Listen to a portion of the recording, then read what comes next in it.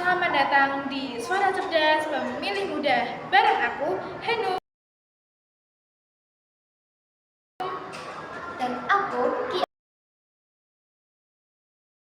Di episode kali ini kita bakal bahas topik paling penting banget, terutama bagi kita yang sebentar lagi bisa ikut nyoblos untuk pertama kalinya. Judulnya, kenali calon bukan cuma janji, literasi politik untuk pemilih pemula.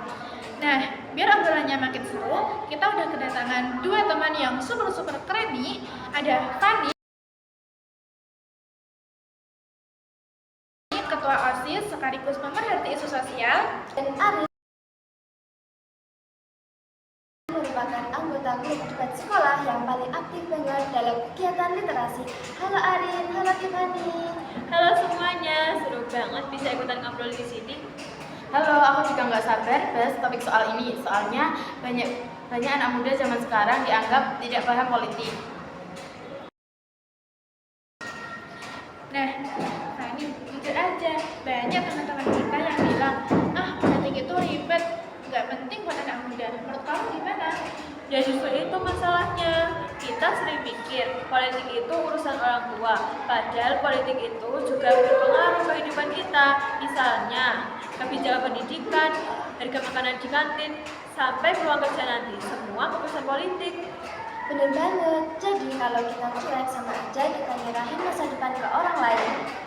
Iya, padahal pemilih pemuda jumlahnya besar banget loh. Kalau kita sadar dan bijak dalam memilih, kita bisa benar-benar bikin perubahan. Arin, kamu kan aktif di grup debat. Bisa jelasin nggak sih, apa sih literasi politik itu? Simpelnya, literasi politik itu kemampuan kita buat memahami dan menilai hal-hal politik dengan kritis. Jadi kalau kita punya literasi politik, kita nggak gampang termakan hoax atau janji-janji kosong gitu ya. Exactly, karena kita bisa bedain mana informasi yang benar dan mana informasi yang propaganda. Dan penting juga literasi politik, bikin kita berani nanya, programnya realistis nggak sih? Atau memang bijaknya kayak gimana sih? Jadi kita pilih pakai logika, bukan pakai emosi. Oke, sekarang ke hal yang praktis. Fanny, gimana sih cara mengenali calon pemimpin yang baik? Pertama, cek rekam kerjanya. Kalau dia pernah menjabat, cari tahu prestasinya apa. Jangan cuma percaya karena dia populer.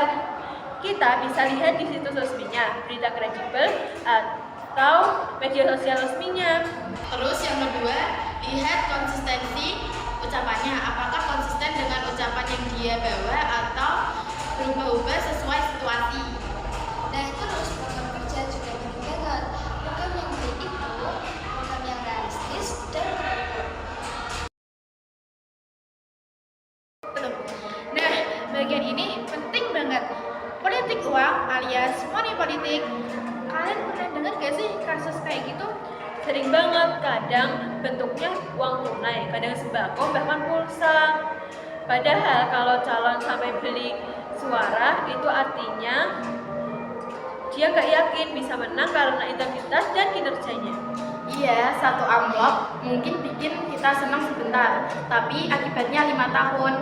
Karena begitu terpilih, mungkin dia fokus membalikin modal, bukan ngurus rakyat. Nah terus kampanye hitam juga bahaya banget. Banyak berita hoax yang beredar, terutama di media sosial. Iya. Oke, sekarang tips yang terakhir. Gimana caranya jadi pemilih cerdas versi kalian? Yang pertama, buka wawasan, ikut diskusi, baca berita dari berbagai sumber, dan jangan gampang baper sama isu politik. Yang kedua, gunakan hati dan logika. Pilih karena kualitas orangnya, bukan karena ikut-ikutan. Keren banget, jadi pemilih cerdas itu bukan soal tahu banyak, tapi mau berpikir kritis. Wah, seru banget obrolan hari ini. Terima kasih banyak Fanny, Arin, udah berbagi insight-nya. Semoga teman-teman yang mendengar jadi semakin semangat untuk menjadi pemilih yang cerdas. Setuju, ingat masa depan bangsa tergantung tangan kita sendiri. Dan kalau nanti tiba waktunya nyoblos, jangan lupa kenali calon bukan hanya janji. Pilih dengan nurani, bukan dengan amplop. Sampai jumpa di episode selanjutnya dari Suara Cerdas Pemilih Muda. Tetap kritis, tetap optimis, dan jangan lupa masa depan di tangan kita. Dadah!